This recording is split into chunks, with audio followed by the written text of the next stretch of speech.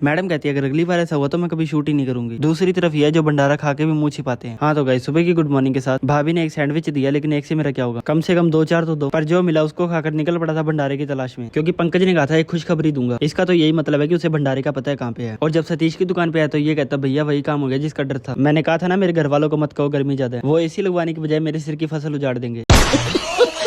Customer को handle करना वैसे सतीश का काम है। ये अभी सो के उठा तो इसके नेटवर्क आने में टाइम लगेगा। तो कस्टमर वाले काम से पंकज फ्री होकर हम पहुंच गए थे भोले के पापा के भोग में। मैंने पंकज को टेढ़ी आंख से कहा तूने तो भंडारे का कहा था, 19-20 का ही तो फर्क है बस।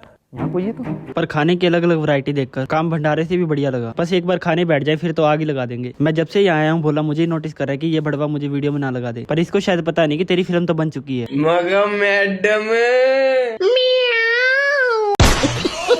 जिन जिन पे नजर जा रही थी वही खाया जा रहा था, पर इसकी तरह कोई नहीं। 3 प्लेट खाने के बाद कहता है डेजर्ट में क्या है। अगर ठंडी ठंडी आइसक्रीम होती तो मजा आ जाता। रमन कहता है आइसक्रीम की डिमांड किसकी है मुझे बता। मजाल है अगर उसके साथ पूछते भी आइसक्रीम मांग ले तो।